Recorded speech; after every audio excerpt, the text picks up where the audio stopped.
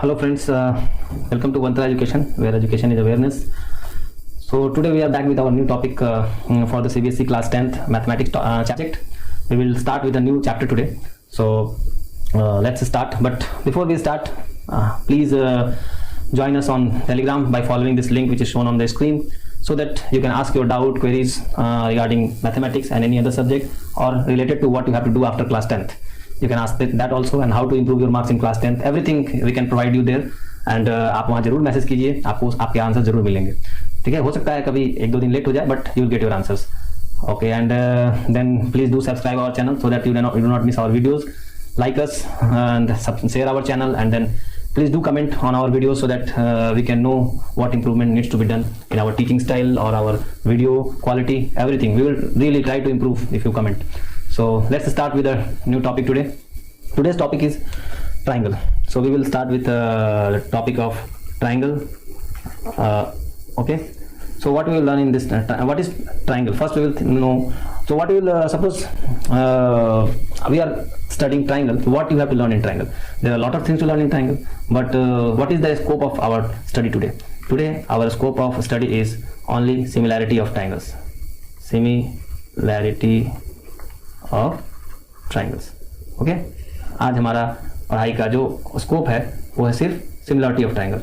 इससे पहले आपने ये हम लोग क्लास 10th में अभी हम पढ़ रहे हैं. ठीक है, क्लास 10th में पढ़ रहे हैं. इससे पहले आपने पढ़ा होगा क्लास 9th में पढ़ा होगा. ठीक है, ट्राइंगल चैप्टर वहाँ भी पढ़ा होगा. तो भाई वहाँ क्या अलग पढ़ लिया? वहाँ कुछ तो अलग तो नहीं पढ़ा. वहाँ आपने ये पढ़ा कि वहाँ कॉन्ग्रुएंसी चैप्टर पढ़ा होगा. आपने कॉन्ग्रुएंसी चैप्टर पढ़ा होगा, कॉन्ग्रुएंसी ऑफ ट्राइंगल पढ़ा होगा. ठीक है, कॉन्ग्रुएंसी ऑफ ट्राइंगल पढ़ा होगा 9th क्लास में. ओके, 9th क्लास में आपने ये पढ़ लिया. इससे पहले भी आपने 8th क्लास में एक ट्राइंगल चैप्टर पढ़ा होगा. ठीक है, वहाँ भी आपने ट्राइंगल पढ़ा होगा. तो वहाँ क्या पढ़ा आपने? भाई हर क्लास में आप ट्राइंगल पढ़ रहे हो, तो पढ़ क्या रहे हो एक्चुअली? यहाँ आप पढ़ रहे हो ट्राइंगल के बारे में, geometry of related to triangle. Geometry of triangle chapter का नाम आपके बुक में अलग हो सकता है, बट वहाँ जो पढ़ा आपने वो पढ़ा ज्योमेट्री. अब फर्क क्या है? Geometry of triangle, congruency of triangle और सिमिलरिटी ऑफ ट्राइंगल, इन तीनों में फर्क है क्या? तो आप फर्क समझने के लिए ये पहले जानिए कि ज्योमेट्री में क्या पढ़ते हैं हम लोग. पहले शुरू करते हैं. तो ज्योमेट्री में हम लोग पढ़ते हैं कि कैलकुलेशन पोर्शन के बारे में. ठीक है, calculation of what? Calculation of related to angles of a triangle, related to sides of a triangle, related to area, okay, और पेरीमीटर. तो एवरीथिंग रिलेटेड टू मेजरमेंट. अच्छा, और क्या पढ़ते हैं ट्राइंगल के बारे में ज्योमेट्री में? कंस्ट्रक्शन पार्ट, कि आपको वहां पे ये एंगल दिया रहेगा, साइड्स दिया रहेगा. ठीक है, तो आपको कैसे ट्राइंगल कंस्ट्रक्ट करना है. आपको इस तरह का ट्राइंगल कंस्ट्रक्ट करना है, ठीक है, या इस तरह का ट्राइंगल कंस्ट्रक्ट करना है, या इक्विलैटरल ट्राइंगल कंस्ट्रक्ट करना है. ये राइट एंगल ट्राइंगल है. ठीक है, ये इक्विलैटरल ट्राइंगल है. ठीक है, आइसोसेलेस ट्राइंगल कंस्ट्रक्ट करना है. कौन सा ट्राइंगल कंस्ट्रक्ट करना है ये आपने 8th क्लास में पढ़ा होगा. तो ये हमारा जो डिस्कशन का टॉपिक आज नहीं है. ये मैं आपको नहीं, 8th क्लास वाले स्टूडेंट्स के लिए मैंने ये वीडियो डाल रखा है. ठीक है, तो वो उनके लिए है. ओके, कॉन्ग्रुएंसी में क्या पढ़ा आपने? कॉन्ग्रुएंसी में पढ़ा कि कोई भी ट्राइंगल जो होता है, आपने बेसिक कॉन्ग्रुएंसी क्या होता है कि दो ट्राइंगल आपने पढ़ा होगा कि दो ट्राइंगल कॉन्ग्रुएंट होते हैं. कब कॉन्ग्रुएंट होते हैं? जब दोनों एक दूसरे को ओवरलैप करते हैं. ओवरलैप का मतलब इस ट्राइंगल ए को अगर आप ट्राइंगल बी के ऊपर रखोगे तो आपको एक ही ट्राइंगल दिखेगा. मींस ट्राइंगल ए ने ट्राइंगल बी को पूरा कवर कर लिया. That is called congruency of triangle. तो आप इसी समझ गए होंगे कि कॉन्ग्रुएंट होने के लिए क्या जरूरी है? पहले तो सेम शेप होना चाहिए. सेम शेप होना चाहिए. क्यों? क्योंकि आप ट्राइंगल को अगर रेक्टेंगल से कवर करोगे या ट्राइंगल को स्क्वायर से कवर करोगे तो कभी वो एक दूसरे को ओवरलैप नहीं करेंगे. तो सेम शेप होना चाहिए. और क्या होना चाहिए? सेम साइज होना, सेम एंगल होना चाहिए. ठीक है, सेम एंगल्स होने चाहिए. अच्छा, सेम शेप कैसे आएगा? सेम नंबर ऑफ साइड से. ठीक है, सेम नंबर ऑफ साइड होने से सेम शेप आएगा.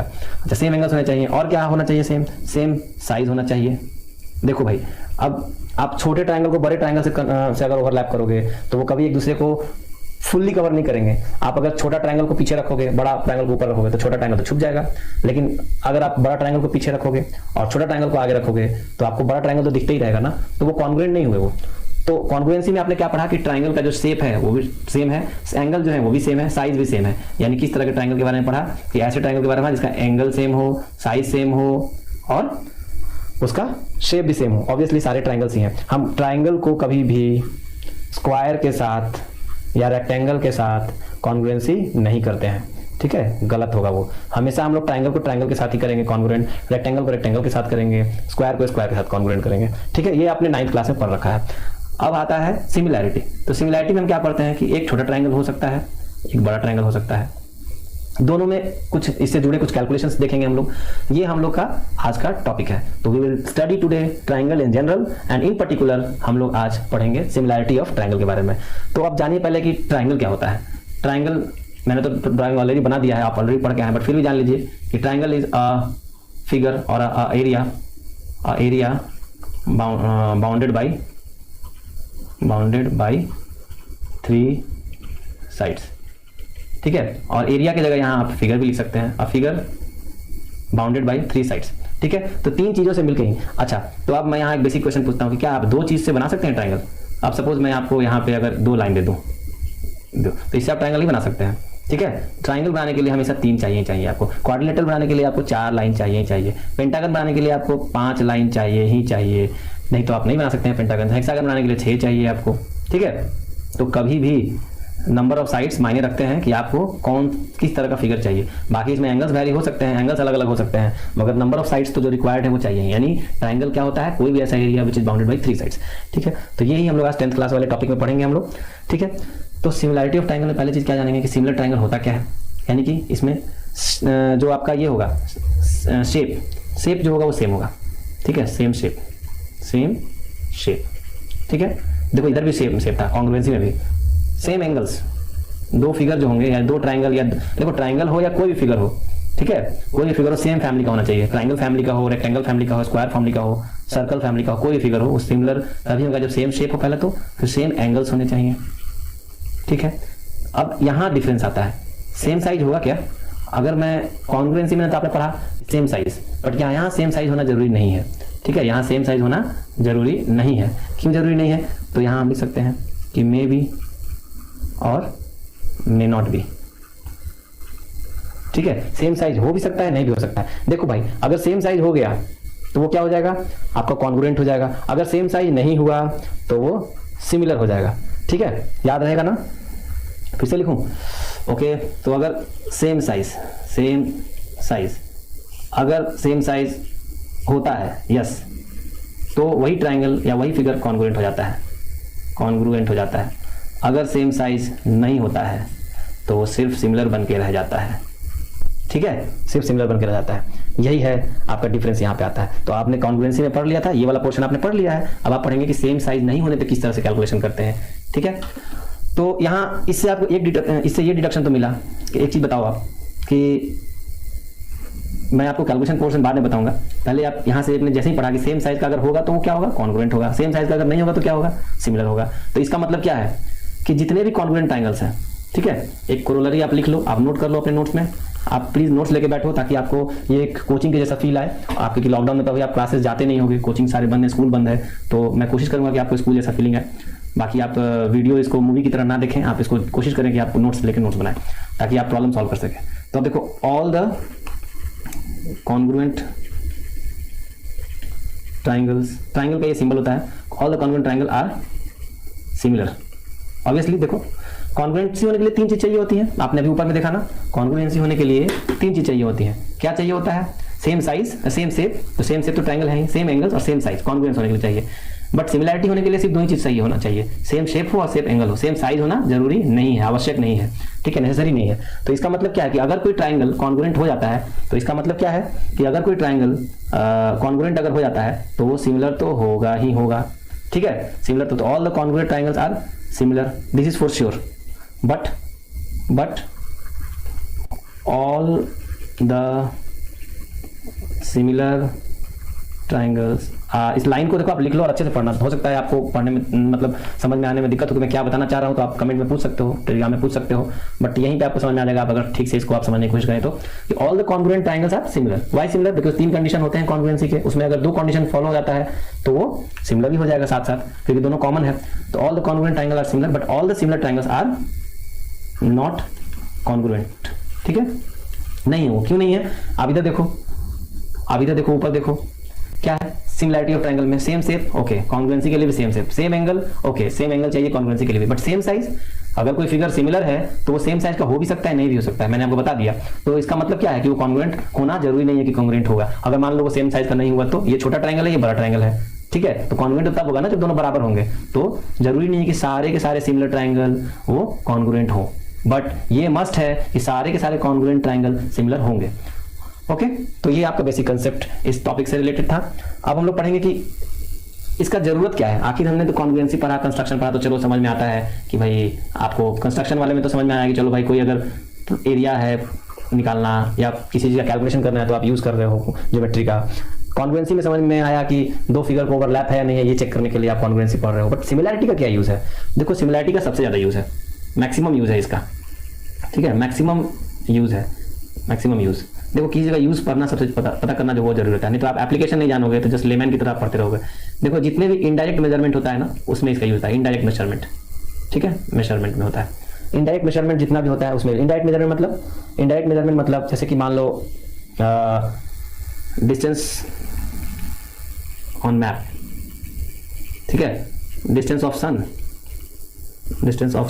अब आप सोच रहे होंगे कि मैप पे डिस्टेंस कैसे मेजर कर सकते हैं, तो आप कोई भी मैप लाओ, देखो उसमें किसी एक कॉर्नर पे लिखा होगा कि स्केल, वो स्केल क्या है, मतलब उसमें लिखा होगा कि 1 सेंटीमीटर, इस तरह से कुछ लिखा हुआ होगा, अलग भी हो सकता है, लिखा होगा कि 1 centimetre is equal to 50 kilometre suppose. तो आप अगर स्केल, उसका मतलब कहने का मतलब उसका ये है कि अगर उस स्केल पे कोई डिस्टेंस आप मेजर कर रहे हो पॉइंट ए से बी के बीच में, ये पॉइंट ए से बी के बीच में, तो अगर वो स्केल पे अगर मान लो कि 1 सेंटीमीटर आता है तो इसका मतलब है कि ऑन द ग्राउंड है ना, रियलिटी में उसका डिस्टेंस कितना होगा, 50 किलोमीटर होगा। वही होता है इसका मतलब, ठीक है, इसका मतलब यही होता है कि आप उसका डिस्टेंस जो है आप मेजर कर रहे हो बिना उस जगह पे जाए, ठीक है, आप सिंपली उसका जो है डिस्टेंस मेजर कर रहे हो मैप से ही, ठीक है। आपको जरूरत नहीं है, आप सपोज बिहार से मेजर करना चाहते हो मध्य प्रदेश का डिस्टेंस, या आप मेजर करना चाहते हो दिल्ली से कोलकाता का डिस्टेंस, तो आपको जरूरत नहीं है कि आप दिल्ली से कोलकाता चल के जाएंगे टेप लेके, मेजरिंग टेप लेके। आप सिंपली स्केल से मैप के ऊपर नाप लीजिए कि कितना सेंटीमीटर होता है, उसको मल्टीप्लाई कर दीजिए स्केल से, तो आपका डिस्टेंस निकल जाएगा। आप पढ़ेंगे ये सब आगे, ठीक है। डिस्टेंस ऑफ सन कैसे होता है? देखो सिमिलैरिटी का, सिर्फ सिमिलैरिटी का यूज करके डिस्टेंस ऑफ सन नहीं निकाल सकते हैं, लेकिन distance between the sun and the earth निकाल सकते हैं। कैसे? इसमें और भी कुछ इस्तेमाल होता है, जो टॉपिक वो है आपका क्या, वो है आपका ट्रिग्नोमेट्री, ठीक है, ट्रिग्नोमेट्री है आपका। Okay, take the pen. Trigonometry का भी इस्तेमाल होता है इसमें, ट्रिग्नोमेट्री। तो आप जब ट्रिग्नोमेट्री और सिमिलैरिटी ये दोनों का इस्तेमाल करते हैं ना, तो आप distance of sun and moon निकाल सकते हैं, ठीक है। हाइट ऑफ माउंटेन भी निकाल सकते हैं आप, इससे पढ़ेंगे ये लोग, हम लोग सब पढ़ेंगे इसमें कि कैसे हाइट ऑफ माउंटेन निकाल सकते हैं, ठीक है। तो इसमें हम लोग हाइट ऑफ माउंटेन भी निकाल सकते हैं सिमिलैरिटी का इस्तेमाल करके। ओके, माउंटेन, ठीक है, ये इसका यूज हुआ। तो अब हम लोग अगर आम भाषा में समझें, साधारण भाषा में एक लाइन वाला डेफिनेशन, तो क्या समझना है, इसका यूज क्या है। अच्छा, दूसरा चीज, अच्छा पहले आप जान लो इनडायरेक्ट मेजरमेंट और क्या है। ऐसा कभी कभी होता है कि आपको बिल्डिंग कंस्ट्रक्शन है, बिल्डिंग कंस्ट्रक्शन में इसका मैक्सिमम यूज है, क्योंकि वहां भी इनडायरेक्ट मेथड क्या होता है वहां पे कि आप कोई मॉडल बनाते हैं, ठीक है। मान लो कोई बड़ा बिल्डिंग बनाना है, सपोज आपको कोई बहुत बड़ा बिल्डिंग बनाना है, ठीक है, बिल्डिंग बनाना है बहुत बड़ा, तो आप क्या करेंगे, इसी तरह का बिल्डिंग का एक छोटा पहले एक नमूना बनाते हैं, जिसको बोलते हैं मॉडल, हम लोग बोलते हैं, प्लास्टिक का बनाते हैं लैब में। फिर मेजर करते हैं कि ये वॉल का साइज कितना है, अच्छा रियल लाइफ में ये वॉल का साइज कितना है। तो क्या होगा कि आप बिल्डिंग को बिना बनाए ये पता कर पाएंगे कि वो बिल्डिंग बनने पे कैसा लगेगा। सारी कैलकुलेशंस आपकी हो जाएंगी इस छोटे से पोर्शन से। अगर कुछ गलत होगा तो आप यहीं पे करेक्ट कर सकते हैं। तो मॉडल को आप जब रियल कंस्ट्रक्शन में यूज कर सकते हैं, ठीक है, सारी कैलकुलेशंस का इस्तेमाल आप कर सकते हैं। तो ये हुआ बिल्डिंग कंस्ट्रक्शन में यूज होता है, ठीक है, सिमिलैरिटी प्रिंसिपल का, ठीक है, यानी ये भी इनडायरेक्ट मेथड है। तो बेसिकली आप, अब मैं cutting the long story short, मैं आपको ये बताऊं कि आप सिमिलैरिटी का यूज क्या कर सकते हैं। सिमिलैरिटी का यूज ये है कि मेजरमेंट ऑफ, आप इसको नोट कर सकते हैं, मैं कोशिश कर रहा हूँ कि साफ लिखूं, बट ये ऑप्टिकल पेन से लिखना मेरे लिए थोड़ा मुश्किल हो रहा है। सो measurement of any distance, area, volume,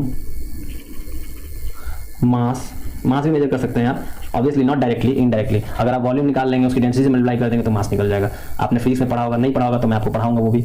mass और एनी फिजिकल क्वांटिटी, ठीक है, और एनी फिजिकल क्वांटिटी, ठीक है, without actually measuring it, without actually measuring it, okay, बिना उसको मेजर किए आप मेजर कर सकते हैं। यानी कि मेजरमेंट ऑफ क्या है, measurement of any distance, area, volume, mass और any physical quantity without actually measuring it, आप उसको सिमिलैरिटी का इस्तेमाल करके मेजर कर सकते हैं, ठीक है। तो इसमें आपने दो चीजें इंपॉर्टेंट पढ़ी, पहला ये सिमिलैरिटी का यूज क्या है, दूसरा ये जो पोर्शन मैंने आपको पढ़ाया ना, ये सबसे इंपॉर्टेंट पोर्शन पॉइंट है। ये कभी कभी आपको ऑब्जेक्टिव में कि all the congruent triangle are similar, yes true, true हो गई, but all the similar triangles are not congruent, this is also true. ठीक है, तो यहाँ पे आपको चेंजेस करके वो लोग आपको पूछ सकते हैं एग्जाम में आपको, तो please do not this thing. Okay, अब हम लोग कुछ एग्जाम्पल्स देखते हैं।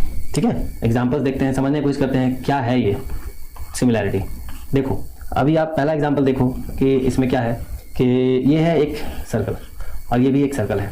देखो आप, मैं ये टॉपिक में ना बहुत स्लो जा रहा हूँ, बहुत इजीली वे में जा रहा हूँ, क्योंकि आप अगर बेसिक समझ गए ना तो आपको दिक्कत नहीं होगी।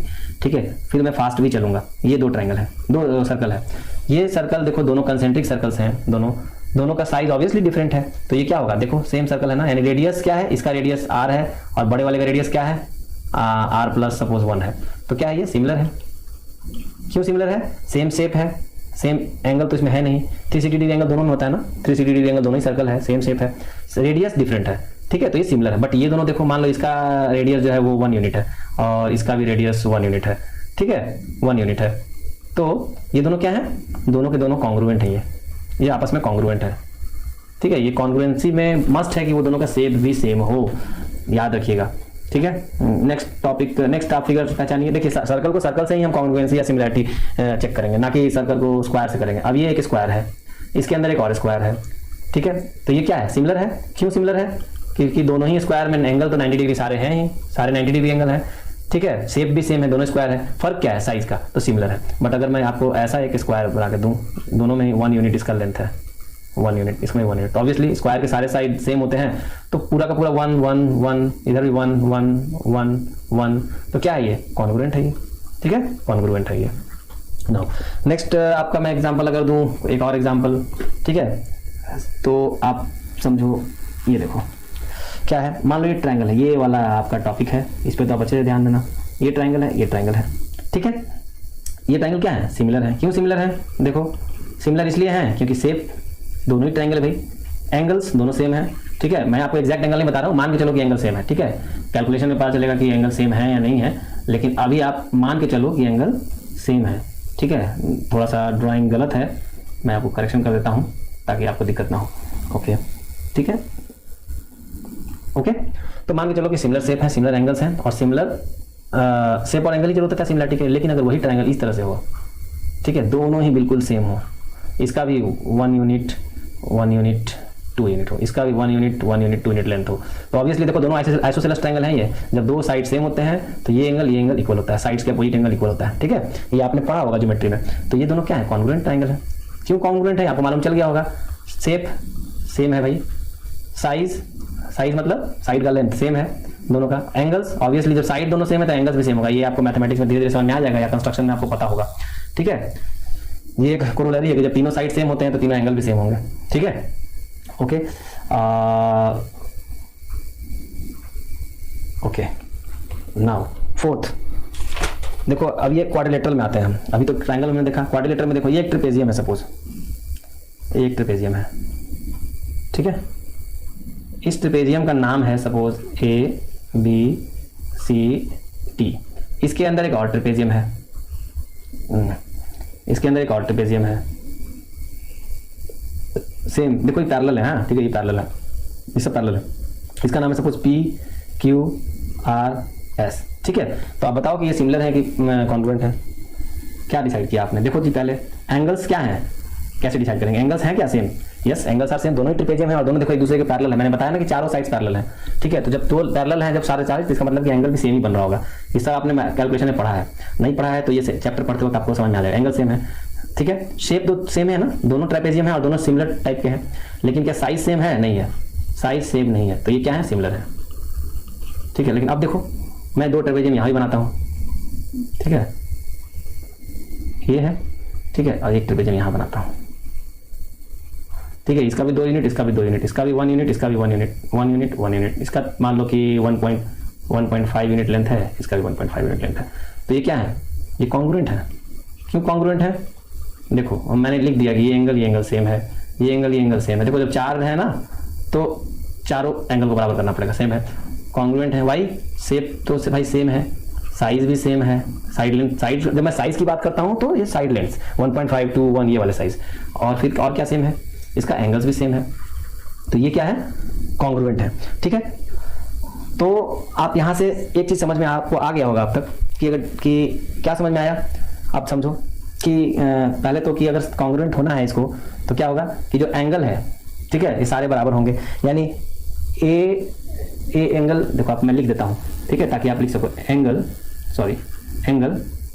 ए सी डी जो होगा वो एंगल होगा किसका होगा, angle A C D is equal to angle, similar होने के लिए angle A C D is equal to angle C D B is equal to angle A C D is equal to angle C D B is equal to angle D B A is equal to angle B A C. Okay, angle हमेशा आप इसी तरह से लिखें, कभी भी गलती से भी ऐसे एंगल ए ना लिख दें, ये बहुत ही एब्सर्ड होता है। एंगल ए का मतलब देखो कोई भी एक पॉइंट के ऊपर ना आप ऐसे लाइन खींचते हो तो एंगल इधर भी बनता है, एंगल दो है लाइन मान लो तो एंगल इधर भी तो बन रहा है और इधर भी। तो हमेशा ही आप कोशिश करें कि एंगल को इस 3 फॉर्मेट में लिखें, ये डिफाइन करता है कि आप कौन सा एंगल डिनोट कर रहे हो, ठीक है, नहीं तो वो पता नहीं चलेगा कि आप कौन सा एंगल लिख रहे हो, ठीक है। ओके, उसके बाद अगर आप इस फिगर में जाकर देखते हैं, इन दोनों फिगर में, तो सेम उसी तरह से सारे एंगल बराबर हैं, ठीक है, बट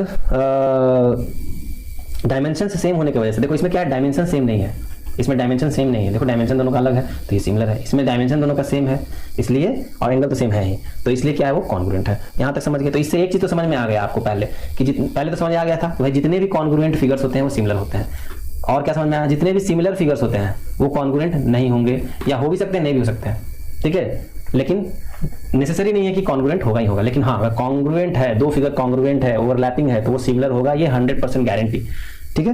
तो और दूसरा चीज, अब यहां से इस फिगर से आपने इतना सारा फिगर देखा, आपने देखा कि आप सर्कल को सर्कल से मैच कर रहे हो, स्क्वायर को स्क्वायर से मैच कर रहे हो, ट्रायंगल को ट्रायंगल से मैच कर रहे हो, आप ट्रेपेजियम को ट्रेपेजियम से मैच कर रहे हो। इसका मतलब क्या है कि पहला चीज तो आपको ये समझ में आना चाहिए यहां से कि देखो कि डिफरेंट फिगर्स जो होते हैं, डिफरेंट फिगर्स, अच्छा देखो ट्रायंगल में आपको 3 एंगल मैच करना होता है, ट्रेपेजियम में 4 एंगल मैच करना होता है, क्वाड्रिलेटरल रहेगा तो कोई पेंटागन रहेगा तो 5 एंगल मैच करना पड़ेगा। तो इसका मतलब क्या है कि different figures will have different criteria और conditions to decide the condition of similarity. पहला डिफरेंट फिगर्स जो होंगे, different figures will have different criteria और condition, different figures will have different criteria और condition to decide the similarity, यानी similar है या नहीं है ये डिसाइड करने के लिए हर एक फिगर का अलग अलग होगा, ठीक है। आपने देखा ना ट्रायंगल्स के लिए साइड हैं, 3 साइड मेजर करने पड़ते हैं, 3 एंगल, लेकिन ट्रेपेजियम के लिए 4 साइड मेजर करने पड़ते हैं और 4 एंगल मेजर करने पड़ते हैं, ठीक है। तो different figures will have different condition to decide the similarity, ठीक है। लाओ अब इसमें एक चीज और जानो आप कि क्या है, जैसे कि तो इससे एक चीज और पता चलता है क्या कि only similar figures can be checked for similarity, like for example, ठीक है, triangle can be similar to a triangle only, triangle can be similar to a triangle only, triangle कभी रेक्टेंगल से सिमिलर नहीं होगा, हमेशा सिर्फ ट्रायंगल से ही similar होगा, ठीक है। दूसरा कंडीशन देखो, दूसरा कंडीशन ये है कि स्क्वायर मान लो, मतलब एग्जांपल मैं आपको बता रहा हूं, square can be similar to a square only, उसी तरह से अगर कोई पेंटागन है, कोई भी क्वाड्रिलेटरल है, ठीक है, क्वाड्रिलेटरल है, तो quadrilateral can be similar to a quadrilateral, बोलो स्क्वायर भी क्वाड्रिलेटरल है, 4 साइड होते हैं, तो quadrilateral can be similar to quadrilateral can be similar to a quadrilateral only. देखो मैं सब में ओनली लगा रहा हूँ, बहुत एक्सट्रीम कंडीशन है ये, दिस मींस कि ये मस्ट है कि ऐसा ही होता है, इसलिए मैं ओनली शब्द का इस्तेमाल कर रहा हूँ यहाँ पे, ठीक है, और ये बिल्कुल ही सही है उस तरह से। तो मैं यहाँ पे आपको एक कंडीशन देता हूँ चेक करने के लिए, चलो, कि एक स्टेटमेंट है कि a rectangle can be similar to a square, बताओ ये आप ट्रू है या फॉल्स है। तो देखो एंगल तो इसमें सेम है, आप चेक करो कैसे, देखो चेक करने की जरूरत ही नहीं है पहला बात तो, लेकिन अगर आप चेक करने भी आप गए, देखो वहां पे क्या चेक करोगे आप, एंगल, तो एंगल तो स्क्वायर में भी 90 डिग्री होते हैं और रेक्टेंगल में भी 90 डिग्री होते हैं, तो एंगल तो चलो मैच कर गया। फिर याद करोगे आप साइज ऑफ साइड्स, यहां आप देखोगे कि रेक्टेंगल में क्या होता है, चारों साइड, 2 साइड जो होते हैं अपोजिट साइड सेम होते हैं और एडजेसेंट साइड डिफरेंट होते हैं, लेंथ के होते हैं, यानी रेक्टेंगल ऐसा कुछ होता है, और स्क्वायर जो होता है वो ऐसा कुछ होता है। तो भाई कहाँ दोनों सिमिलर तो है ही नहीं, ठीक है। तो दिस मीन्स ये rectangle can be similar to a square, तो ये स्टेटमेंट फॉल्स है, ठीक है। इस तरह से आपको एग्जाम में आ सकता है क्वेश्चन, ठीक है। अब आपको सिमिलैरिटी का मैं आपको एक रियल लाइफ एग्जांपल देता हूं जो मैंने आपके लिए रखा है। जैसे देखो ये आपके लिए हाँ, ये देखो ये हाथ, अब आपके हाथ है दोनों, ठीक है।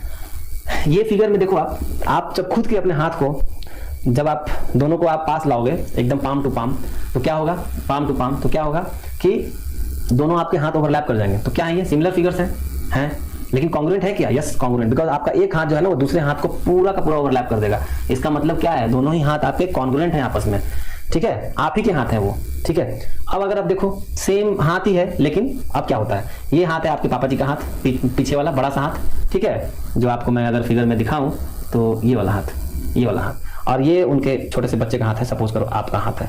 तो दोनों का जो हाथ, जैसे आपने देखा होगा ना, आपके घर में भी कोई छोटा बच्चा होता है, कोई मान लो अगर 5 साल 6 साल का, तो उसका हाथ बहुत छोटा होता है, दोनों में ही 5 उंगलियां हैं, ठीक है, लेकिन और दोनों ही सेम फंक्शन करती है, सब कुछ सेम होता है। क्या होता है, एंगल सेम होते हैं, देखने में भी सेम है, सेम शेप है, लेकिन क्या वो कॉन्ग्रुएंट है? No, they are not congruent. Why? Because दोनों का साइज डिफरेंट। देखो दोनों ओवरलैप नहीं कर रही है, छोटे बच्चे का हाथ के पीछे ना पापा जी का हाथ दिख रहा है, तो this means they are similar but not congruent. But यहाँ पे आप देखो, यहाँ पे सिमिलर भी है, साथ साथ कॉन्ग्रुएंट भी है। हो सकता है कि इस एग्जाम्पल से आपको समझ में आ गया हो कि क्या है कॉन्ग्रुएंसी और सिमिलैरिटी में फर्क। अब एक नेक्स्ट एग्जाम्पल, कि नेक्स्ट एग्जाम्पल क्या है कि मान लो कि एक फोटोग्राफ है, ठीक है, मान लो कि एक फोटोग्राफ है, ठीक है, ऑफ सेम पर्सन। देखो ये दोनों सेम पर्सन है, कंडीशन क्या है यहाँ पे कि सेम पर्सन है, ठीक है। एक क्विज टाइप का है, आपके सामने क्विज का आंसर ऑलरेडी है, लेकिन आप फिर भी मैं आपको लिख देता हूँ, इसको लिखने की जरूरत नहीं है। लिखना वही चीज़ है जो एग्जाम में आए और जो काम का हो, इस फिगर को बनाने की जरूरत नहीं है। क्विज क्या है कि 2 फोटोग्राफ्स हैं, 2 फोटोग्राफ्स हैं, किसके फोटोग्राफ है? ऑफ सेम पर्सन, ठीक है, ऑफ सेम पर्सन, देख लो, ठीक है। जैसे मान लो कि आप ही हो, ठीक है, लेकिन क्या फर्क है, एक उसकी फोटोग्राफ एट 10 एज, जब वो 10 साल का था तब का है, और एक फोटोग्राफ जो है वो 40 साल का है तब का है। अब बताओ क्या ये सिमिलर होगा या नहीं होगा? ठीक है, सोच लो, वीडियो को पॉज करो और सोचो और फिर बताओ। देखो 2 फोटोग्राफ्स हैं, तो चलो हम देखते हैं इस फिगर में कैसे समझते हैं इस चीज को।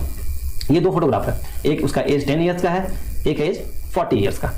दोनों ही फोटोग्राफ, सपोज ये फोटोग्राफ का लेंथ कितना है बताओ। ये फोटोग्राफ मान लो कि ये तुमने अपने 10th बोर्ड की फोटो में लगाया है इसको, तो ये हाइट जो है वो कितना है, सपोज इसका हाइट है 3.5 सेंटीमीटर। ओके, फोटो की साइज ऐसे ही मेजर करते हैं, और ये है 4 सेंटीमीटर। ओके, हाँ थोड़ा वाइड हो गया है, या आप इसको बेटर है कि आप इसको 3x3 कर लीजिए, तो कि आपने रियल लाइफ में फोटो ऐसा ही देखा होगा जो स्क्वायर हो, ठीक है। सपोज ये है 4 सेंटीमीटर, 3.5 सेंटीमीटर, चलो अब ठीक है। अब आप देखो ये जो 10 एज वाली फोटो है, ये जो 10 एज और ये जो 40 एज वाली फोटो है, भाई ये भी मतलब सेम ही साइज है। चलो ये फोटो है 3.5 सेंटीमीटर, ये भी है 3.5 सेंटीमीटर, यानी कि आप जब इन दोनों फोटो को कंपेयर कर रहे हो तो क्या देख रहे हो, भाई दोनों फोटो का तो साइज सेम है, तो क्या कर रहा हूं मैं, 2 photographs of the same person at the age of 10 and at the age of 40 years, they are similar और कॉन्ग्रुएंट, और what is the logic here. तो आप देखो दोनों फोटो सेम है, तो ये फोटोग्राफ का जो साइज है वो सेम है और सिमिलर है, लेकिन मैं आपको क्या बात कर रहा हूँ, द फोटो में जो पर्सन है वो तो सेम नहीं है, ठीक है। ये पर्सन जब 10 साल का था और ये पर्सन जो 40 साल का है, दोनों एक ही आदमी है, लेकिन क्या है कि जो साइज होता है वो डिफरेंट है। क्या डिफरेंस है, तो देखो क्या डिफरेंस है, जो ग्रोथ होता है, ग्रोथ ऑफ द बॉडी जो होता है वो सिमेट्रिकल नहीं होता है, बॉडी सिमेट्रिकल नहीं होता है। क्यों सिमेट्रिकल नहीं होता है, सोचो आप चीज को, कि इसकी बचपन में इतना हाथ है, तो अभी इसका साइज, हाथ का जो साइज है ना वो सेम रेशियो में नहीं बढ़ा होगा, उसी रेशियो में नहीं बढ़ा होगा जिस रेशियो में इसका पैर का साइज बढ़ा होगा। या ऐसा नहीं है कि हाथ बढ़ रहा है पैर बढ़ रहा है तो इसका चेहरा भी बढ़ रहा है साथ साथ, यानी पर्सन का फेस में चेंज आता है, ठीक है। Growth of the body is not symmetrical, आप समझो इस चीज को। अच्छा, उसके बाद फेस चेंजेस, तो भाई जब फेस चेंज हो गया तो वो सिमिलर नहीं रहा, ठीक है, सिमिलर नहीं रहा, ठीक है। आप सोच रहे होगे सिमिलर फेस चेंज हो गया ना। सिमिलैरिटी का देखो, मैथमेटिक्स में सिमिलैरिटी कैसे मेजर करते हैं, मैथमेटिक्स में सिमिलैरिटी ऐसे मेजर करते हैं कि एंगल मेजर होना चाहिए और साइज मेजर होना चाहिए। आपका फोटो का, आप ये मत सोचो कि दोनों पासपोर्ट साइज फोटोग्राफ है, तो दोनों सिमेट्रिकल है, नहीं। फोटोग्राफ के अंदर जो आदमी है वो दोनों एक ही इंसान है, लेकिन अलग अलग एज होने की वजह से जो इंसान का जो आप साइज है वो अलग है। आपके हाथ की लंबाई अलग हो जाती है, ठीक है, आपका पैर का लंबाई अलग हो जाता है, ठीक है, आप खुद अलग अलग लंबाई के हो जाते हैं, तो ये सिमिलर नहीं है, ठीक है। अब मैं आपसे इसी के साथ एक और क्वेश्चन पूछता हूँ, ठीक है। अब आपको उसका आंसर देना है, ठीक है। चलिए क्विज 2, ठीक है। 3 फोटोग्राफ्स हैं, 3 photographs are there, photographs of same person, but एक क्या है उसमें से पासपोर्ट साइज है, पासपोर्ट साइज। दूसरा क्या है पोस्ट कार्ड साइज है, पोस्ट कार्ड साइज है। और तीसरा क्या है स्टैम्प साइज है। स्टैम्प साइज फोटो जो होता है ना वो पासपोर्ट साइज से भी छोटा होता है। सेम पर्सन, एज भी सेम है, तो अब बताओ फोटो सिमिलर होगा या नहीं होगा। देखो सोचो और वीडियो को पॉज करो और सोचो। तो देखो यहाँ मैं आंसर बताता हूँ कि ये इस क्वेश्चन का आंसर क्या होगा। ये सिमिलर होगा, ठीक है। क्यों होगा सिमिलर? देखो आप जब फोटो खिंचवाने जाते हो ना, तो आपके तो डिजिटल कैमरा हो गया है। पहले क्या होता था, एक रोल वाला कैमरा होता था, उसमें एक फिल्म लगा होता था, ठीक है। वो फिल्म सपोज 35 mm का है कैमरा। वो स्टूडियो वाला क्या करता था, बिकॉज वो क्या करता था कि वो आपके इस फिल्म से ना एक छोटा फोटो बनाएगा पहले। मान लो कि ये स्टैम्प साइज फोटो बनाया, ठीक है। फिर स्टैम्प साइज फोटो बना के ना उसी फोटो को वो इनलार्ज कर देगा। आपने देखा है ना, आप मोबाइल में अपने फोटो को जूम करते हो, तो जूम करने से क्या सिमिलैरिटी थोड़ी बदलता है। आप जब फोटो को जूम करते हो तो क्या होता है कि फोटो का साइज बढ़ता है, आपका चेहरा का साइज बढ़ता है, आपका हाथ का सब सेम रेशियो में बढ़ता है, इसलिए वो सिमिलर है। रेशियो का यहाँ बात होता है। देखो इक्वल होता है तो कॉन्ग्रुएंट हो जाता है, यहाँ रेशियो का बात होता है।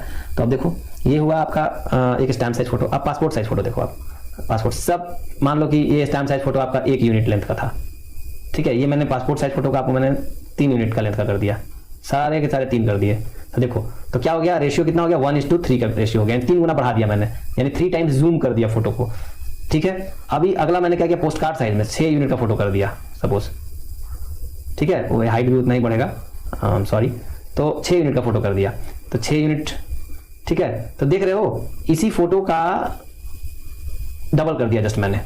तो क्या है यहाँ के रेशियो क्या बन रहा है 1:3:2 या 6 कर दो। अगर आप पहला वाला से मेजर कर रहे हो तो 1:3:6 का रेशियो, यानी 1 पहला साइज 1 था, उसको मैंने 3 गुना किया, फिर उसी पहले वाले को मैंने 6 गुना कर दिया, ठीक है।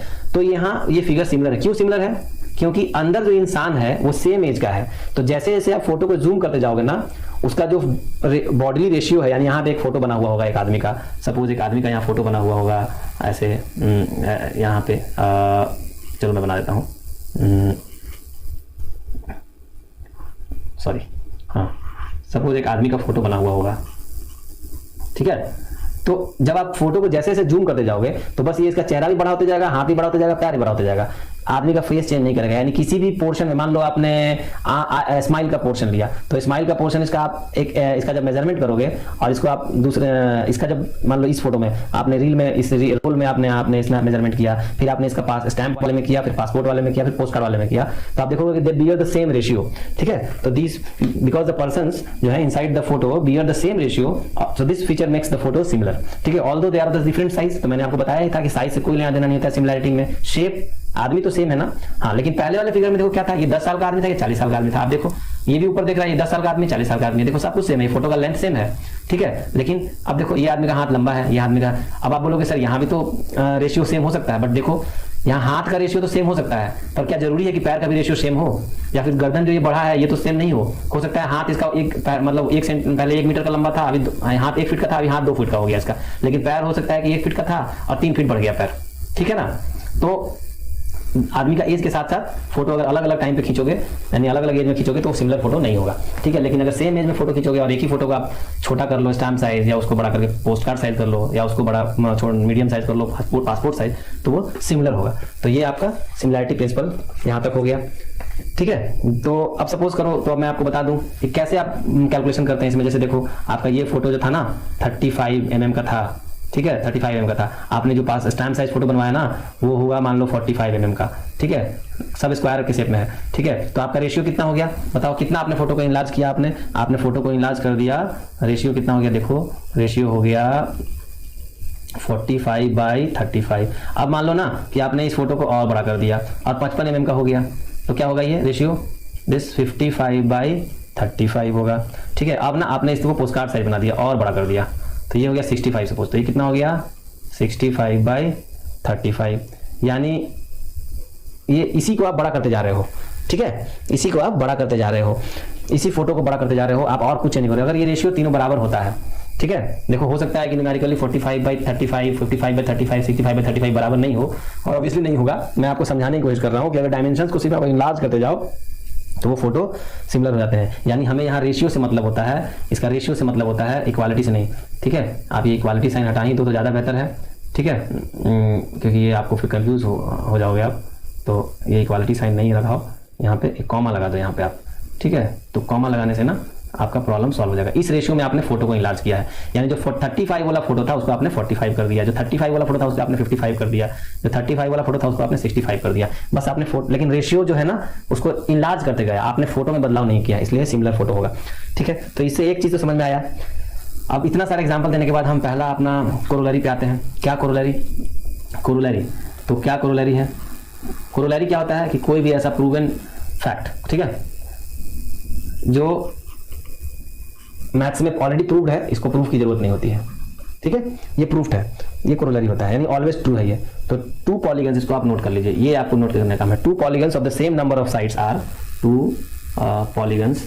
ठीक है, 2 polygons of the same number of sides are similar. अब तक मैंने आपको ये सारा बता दिया है। अब इसी को देखो, मैं बिना मतलब देखो, जितने भी मैथमेटिशियन होते हैं, जितने भी ऑथर होते हैं, वो हर चीज़ को पहले डिफाइन करते हैं ना। मैंने आपको सारा चीज़ बता दिया है ये कि क्या होता है, कैसे सिमिलैरिटी मेजर करते हैं। लेकिन अब जब तक इसको एक लिखा ना जाए ट्रू फॉर्म में, तब तक वो मैथ्स नहीं माना जाएगा, साइंस नहीं माना जाएगा। बेसिकली साइंस में हर चीज़ डिफाइंड होता है। मैंने आपको इतने सारे एग्जांपल दिए, मगर कहीं भी आपको ढंग से नहीं बताया कि कंडीशंस क्या है सिमिलैरिटी के। शुरू में बताया आपको 3 कंडीशन, शेप सेम होता है, एंगल सेम होता है, साइज भी अगर सेम हुआ तो कॉन्ग्रुएंट, साइज अगर सेम नहीं हुआ तो सिमिलर।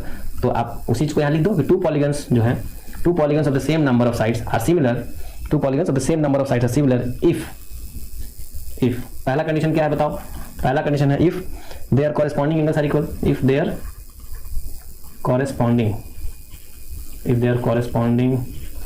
Angles are equal. और दूसरा कंडीशन ये होता है कि if their corresponding sides bear the same ratio or proportion. I hope you know the difference between the ratio and proportion. नहीं जानते हो तो मैं बता देता हूँ अभी। तो their corresponding sides bear the same ratio or proportion। ठीक है, इसी रेशियो या प्रोपोर्शन को हम लोग, रेशियो को क्या बोलते हैं हम लोग? स्केल फैक्टर बोलते हैं। ठीक है, आगे पढ़ोगे। इस रेशियो को क्या बोलते हैं हम लोग? स्केल फैक्टर बोलते हैं। स्केल फैक्टर जो आपके मैथ में हमेशा लिखा होगा, या इसको रिप्रेजेंटेशन फैक्टर बोलते हैं, रिप्रेजेंटेशन फैक्टर। ठीक है, इसको हम लोग के से डिनोट करते हैं। ठीक है, रिप्रेजेंटेशन फैक्टर या स्केल फैक्टर, इसको हम लोग के से डिनोट करते हैं। डिनोट आप कुछ भी कर दो, आप इसको एम एन से कर दो, लेकिन बुक्स में आपको जनरली के से डिनोट किया हुआ मिलेगा। ठीक है, तो their corresponding angles are equal. मैंने पहले ही बता दिया है कि एंगल्स जो जैसे कि अगर मान लो अगर मैंने बताया ना कि ये ट्रायंगल है और ये ट्रायंगल है, ये रूल जो है ना सबके लिए देखो एप्लीकेबल है।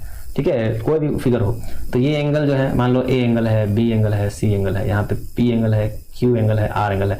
देखो वैसे तो ये गलत है लिखना, मगर फिर मैं आपको शॉर्ट में, मान लो एंगल ए जो है एंगल पी के बराबर है, एंगल बी जो है एंगल क्यू के बराबर है, और एंगल सी जो है एंगल आर के बराबर है। ठीक है, देखो 2 एंगल अगर बराबर होते हैं तो तीसरा अपने आप बराबर होगा। ये आपने कॉन्ग्रुएंसी में पढ़ा था। ठीक है, तो ये ना भी मैं लिखूं तो भी आप अंडरस्टूड है। अच्छा, दूसरा चीज साइड का रेशियो बराबर होना चाहिए। साइड का रेशियो का बियर का सेम रेशियो मतलब क्या है कि A B by P Q is equal to B C by Q R is equal to A C by P R. देखो ध्यान रखना, ये रेशियो बराबर है। A B is not equal to B C is not equal to A C, ऐसा कोई condition जरूरी नहीं है। और ध्यान रखना कि ए बी जो है वो पी क्यू के बराबर नहीं है। याद रखना कि इट इज नॉट नेसेसरी कि ए बी जो है वो पी क्यू के बराबर हो, ये नॉट नेसेसरी।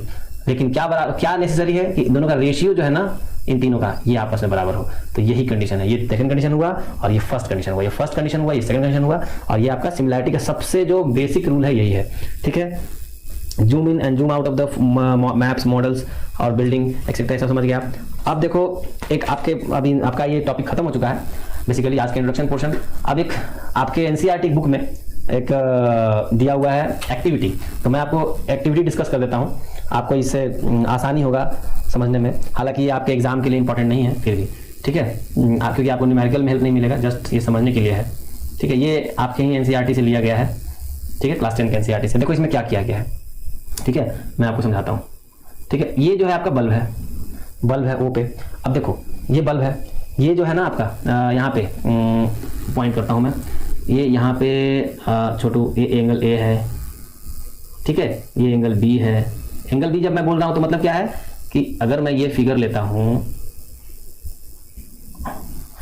तो ये अगर मान लो ए बी सी डी, ठीक है, देखो मैं एंगल ए बोलता हूं तो एंगल ए का मतलब ये भी हो सकता है, ये भी हो सकता है। इसीलिए मैं बोला था कि हमेशा आप एग्जाम में ये हैबिट डाल लो अभी से ही कि आप एंगल ए ना लिख के, एंगल ए ना लिख के आप क्या लिखोगे, एंगल बी ए डी।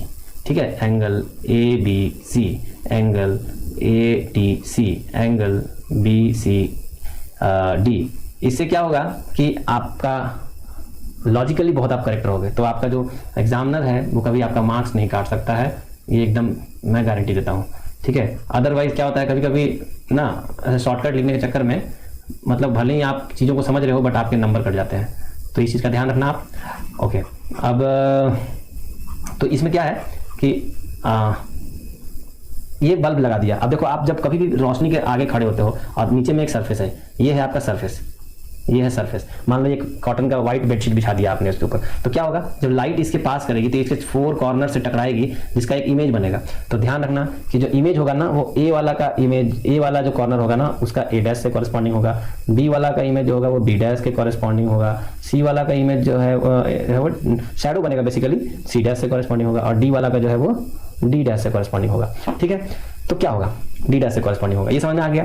तो क्या होगा ना कि सेम जैसे अगर ऊपर में ऐसे अगर मान लो कि फिगर है, ठीक है, तो वैसा ही फिगर नीचे में थोड़ा बड़ा बनेगा। ठीक है, ये इमेज है बेसिकली। ठीक है, ये क्या हो रहा है कि ए वाला ऐसे और ये बी वाला ऐसे, ये सी वाला ऐसे और डी वाला ऐसे। ठीक है, आपको मैं सही कर देता हूँ। ठीक है ना, तो ये आपका हो गया। ठीक है, यही उस एग्जांपल में समझाने की कोशिश किया है कि अब देखो मान लो इसका साइज है, जो भी इसका साइज है, मान लो इसका ए है, बी है, तो ये आपका लेंथ क्या है, ए बी। ठीक है, बी सी, सी डी और डी ए, ये लेंथ है। तो इसका भी नीचे बनेगा ना, तो वो क्या बनेगा, A dash B dash, B dash C dash, C dash D dash और डी डैश ए डैश। ठीक है, ये तो वो देखने में क्या होंगे, कॉन्ग्रुएंट नहीं होगा। क्यों कॉन्ग्रुएंट नहीं होगा, देखो सिमिलर होगा वो, क्योंकि जो इमेज बनेगा ना हमेशा शैडो, आपने देखा है आपका शैडो कभी आपका सेम साइज का बनता है, कभी बड़ा बनता है, कभी छोटा बनता है। इस डायग्राम के अनुसार, फिगर के अनुसार शैडो जो होगा हमेशा उस डायग्राम से बड़ा बनेगा। ठीक है, जो ये फिगर है उसमें ये फिगर हमेशा ही बड़ा बनेगा, क्योंकि लाइट ऊपर से इस तरह से इसको प्रोजेक्ट किया गया है कि वो बड़ा ही बनेगा। तो इस एक्टिविटी में आपको यही बताने की कोशिश किया गया है कि ये जिस तरह से इनलार्ज हो रहा है फोटो, आप देख रहे हो ना कि कैसे लाइट पड़ने से इनलार्ज हो रहा है, तो उसका क्या फर्क पड़ रहा है इमेज पे, वही हम सिमिलैरिटी में पढ़ते हैं। और अब मैं आपको बता दूं कि कैसे सन का डिस्टेंस अर्थ से कितना दूर है वो मेजर करते हैं या कैसे। तो इसी प्रिंसिपल का इस्तेमाल करके जब सनलाइट नीचे आता है ना तो वो कुछ इमेज बनता है। कोई भी चीज़ का अगर इमेज बनता है तो भाई इमेज कितना इनलार्ज हो रहा है, ठीक है, अपने रियल साइज के रिस्पेक्ट में इमेज कितना इनलार्ज हो रहा है। तो जब आप निकाल लोगे कितना इमेज इनलार्ज हो रहा है तो ये पता कर सकते हो कि वो जो लाइट सोर्स है वो कितना दूर है। वो लाइट सोर्स कितना दूर है ये पता हो जाता है, तो आप डिस्टेंस निकाल सकते हो, distance between the earth and the sun, या किसी माउंटेन का डिस्टेंस निकाल सकते हो। मान लो कि आप एक पोल है, यहाँ माउंटेन है यहाँ पे एक ऐसे करके, और आप यहाँ खड़े हो, आप यहाँ पे खड़े हो, सपोज आप यहाँ पे खड़े हो, ठीक है, अब सन रेज इधर से आ रहा है तो एक आपका इमेज बनेगा आपका, ठीक है, ऐसे, ठीक है, आपका इमेज बनेगा ऐसे। तो आपका एक इमेज यहाँ कैसे बनेगा कि आप ऐसे बनेगा आपका इमेज, ठीक है, आपका ऐसे इमेज बनेगा। तो आप क्या करोगे, निकाल लोगे कि ये ट्रायंगल का हाइट निकाल लोगे। अब आपको मैंने बताया ना कि ये भी एक ट्रायंगल बन रहा है, तो ये दोनों जब रेशियो में रहेगा तो इसी रेशियो का इस्तेमाल करके हम लोग निकाल लेंगे कि ये आपका हाइट कितना मालूम है, आपका इमेज का हाइट कितना मालूम है, ठीक है। तो आप निकाल लोगे कि कितना हाइट है इसका, इजिली निकल जाएगा, आगे आप चैप्टर में पढ़ेंगे, ठीक है। तो ये आपका एप्लीकेशन पार्ट हुआ उस टॉपिक का। ओके, नाउ अब हम लोग कुछ एग्जाम्पल्स देखते हैं, ठीक है। एग्जाम्पल्स क्या है कि एग्जाम्पल्स हम लोग देखते हैं क्या है। एग्जाम्पल्स में एक आपका बुक में ही दिया हुआ है एनसीईआरटी में कि एग्जाम्पल 1, चाहे आप क्वेश्चन 1 मानो या एग्जाम्पल 1 मानो, एक फिगर दिया हुआ है ऐसा कि ये दोनों को बताना है कि ये सिमिलर है कि नहीं है, ठीक है। सॉरी,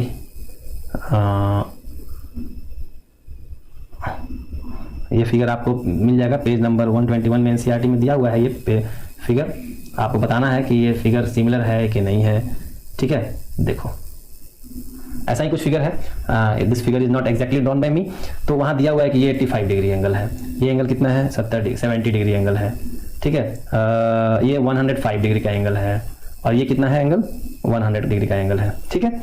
उसी तरह से यहाँ दिया हुआ है कि ये 85 डिग्री है, ये 105 डिग्री है, ये 100 डिग्री है, ठीक है, और ये कितना है 70 डिग्री है, 70 डिग्री है, ठीक है। अब साइड रेंज भी दिया हुआ है, देखो ये 5, ये दिया हुआ है 4.2, ये दिया हुआ है 3.0 सेंटीमीटर में है सारे, और ये 4.8 दिया हुआ है। फिर इधर दिया हुआ है 2.5, ये दिया हुआ है 1.5, ये दिया हुआ है 2.1, ठीक है, और ऊपर दिया हुआ है कितना 2.4, ठीक है। तो अब देखो मैंने आपको सिमिलर है या नहीं बताना है। तो क्या कंडीशन बताया था पहला कि एंगल सेम होने चाहिए, एंगल्स सेम। तो ये कंडीशन तो आप डायग्राम देख रहे हो ना कि फुलफिल हो रहा है, ठीक है। तो चलो सेकंड मैंने आपको बताया था कि ratio of the sides, corresponding side, angle के कॉरेस्पॉन्डिंग साइड का जो रेशियो है वो सेम होना चाहिए, ठीक है। तो देखो ये 2.1 डिवाइडेड बाई इसके सामने क्या है 4.2 इज इक्वल टू, देखो 2.4 डिवाइडेड बाई, देखो रेशियो हमेशा सेम होना चाहिए, 2.4 divided by 4.8 is equal to 2.5 divided by 5.0 is equal to 1.5 divided by 3.0। कितना आएगा बाबू 1/2 आएगा, ठीक है, 1/2 आएगा। दिस मीन्स क्या सारा रेशियो 1/2 है, दिस मीन्स सारा साइड का रेशियो है, यानी कि ये फिगर जो है वो सिमिलर है, दोनों कंडीशन सेटिस्फाई कर गया और देखने में तो सिमिलर है ही, ठीक है। अब मान लो कि मैं इस फिगर की एक और फिगर की बात करूं, आपका इस बुक में एक एग्जांपल और दिया हुआ है, इस फिगर की बात करूं, जैसे कि फिगर 2 एग्जांपल क्वेश्चन नंबर 2, ये एक स्क्वायर है और ये एक स्क्वायर है, ठीक है। तो ये 3 सेंटीमीटर 3 है, ये भी 3.5 है, ये कितना है 3 है, ये 3.5 है, ठीक है। लेकिन अब दोनों देखो स्क्वायर ही है, दोनों सॉरी एक स्क्वायर है, ये स्क्वायर है, देखो ये स्क्वायर है, यानी कि इसका साइज कितना हो जाएगा 3, ठीक है। और ये रेक्टेंगल हो जाएगा, क्योंकि इसका एक साइज तो 3.5 हो गया, रेक्टेंगल हो जाएगा। एंगल 90 डिग्री है सारे, क्योंकि आपको पता है कि स्क्वायर और रेक्टेंगल में एंगल 90 डिग्री होता है। तो क्या ये सिमिलर होगा बताओ। तो मैंने आपको पहले तो ये आप बिना कैलकुलेशन के बता सकते हो अगर ऑब्जेक्टिव में ये क्वेश्चन है तो, कि शेप ही तो सेम नहीं है, शेप जो है वही सेम नहीं है। लेकिन चूंकि ऐसा कहने से मैथमेटिक्स में काम नहीं चलता है, तो अब आप सेकंड कंडीशन चेक करो, ये पहला कंडीशन मिटा दो, पहला कंडीशन को आप नहीं अकाउंट में लो, आप पहले क्या करो एंगल्स मेजर करो। तो एंगल देखो ना, एंगल सारे सेम है ना, एंगल्स ऑल 90 डिग्री, ठीक है। सेकंड कंडीशन चेक करेंगे अब, दो कंडीशन मैंने आपको बताया था कि पहले एंगल चेक करना है और सेकंड कंडीशन क्या चेक करना है आपको, साइड का रेशियो। तो देखो 3/3 इक्वल टू 3/3.5, देखो 3/3, ठीक है। लेकिन अब 3/3.5, ये तो भाई मैथ में ऐसा कोई नहीं पढ़े हो कि 3/3 इक्वल टू 1 होता है और 3/3.5 इक्वल टू 1 से थोड़ा कम होगा। तो ये रेशियो 1 तो कभी नहीं आ रहा है, देखो 3/3.5 1 आएगा नहीं आएगा, that means this figures are not similar. इसी तरह का एक एग्जांपल और दिया हुआ है, देखो क्वेश्चन नंबर 3 मान के चलो इसको।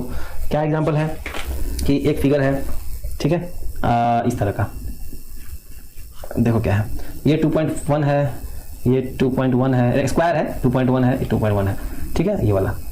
लेकिन और साथ में मैंने एक इधर बगल में क्वाड्रिलेटरल ड्रॉ किया है, आपको बताना है कि ये क्वाड्रिलेटरल क्या है, ठीक है। मैं अभी लास्ट में बताऊंगा, वीडियो खत्म होने से पहले बताऊंगा ये क्वाड्रिलेटरल है क्या, ठीक है।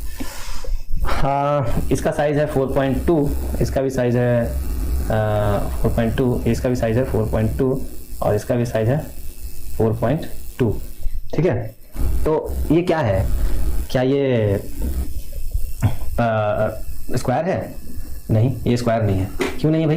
देखो यहाँ ये 90 डिग्री है, but this is not 90 degree, this is 90 degree, ये नहीं है, ठीक है। बट साइज देखो सेम है, रेशियो। पहला कंडीशन क्या था, एंगल्स सेम होने, एंगल्स सेम, तो ये कंडीशन फुलफिल नहीं हो रहा है। दूसरा कंडीशन था क्या कि जो रेशियो होना चाहिए साइड का, देखो 2.1 डिवाइड बाई 4.2, आप ना रेशियो को 4.2 डिवाइड बाई 2.1 भी लिख सकते हो, there is no harm in that. तो देखो 2.1 सारे का रेशियो ऐसा ही है, तो 1/2 आएगा, ठीक है। तो रेशियो तो देखो सेम है, लेकिन एंगल सेम नहीं है, ठीक है, इसलिए ये सिमिलर नहीं है, नॉट सिमिलर है। देखो बाबू, नॉट सिमिलर। क्यों नॉट सिमिलर है? मैंने बता दिया था, दो कंडीशन है, एंगल और साइड का रेशियो। साइड का रेशियो तो है लेकिन एंगल सेम नहीं है, तो इसलिए ये रेशियो नहीं है। अब बताता हूँ ये है क्या, ये रोम्बस है। आपको पता है कि अब मैं रोम्बस होता है, ये रोम्बस क्या होता है, जिसमें कि जो दिखने में तो स्क्वायर जैसा ही होता है, लेकिन स्क्वायर में देखो क्या होता है, 90 डिग्री का एंगल होता है और इसमें 90 डिग्री का एंगल नहीं होता, इसलिए रोम्बस होता है, ठीक है। तो आज के लिए इतना ही, और ये इंट्रोडक्शन पोर्शन था। मैं आपको नेक्स्ट पोर्शन आपको अगले वीडियो में पूरा करूंगा और कोशिश करूंगा कि आपको थोड़ा जल्द फास्ट पढ़ाऊं, मैं थोड़ा स्लो जा रहा हूँ, तो आपसे रिक्वेस्ट है कि आप वीडियो को थोड़ा फास्ट फॉरवर्ड करके देखें या फिर आप स्पीड बढ़ा के देखें। अगर मैं बहुत ज़्यादा स्लो हूँ तो मैं अपने तरफ से पूरी कोशिश करूँगा कि आपको अच्छे से समझ में आए। आपको अगर ये वीडियो स्लो लगे तो आप जरूर से इसको आप स्पीड करके देख सकते हैं, इसका फास्ट फॉरवर्ड करके देख सकते हैं, 1.2 और 1.25 करके देख सकते हैं।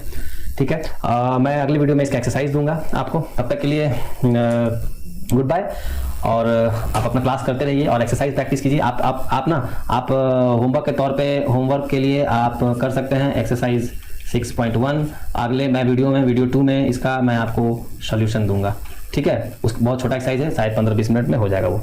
ठीक है, ओके, बाय बाय फ्रेंड्स। आप हमारे चैनल को लाइक और सब्सक्राइब करना ना भूलें। Thank you.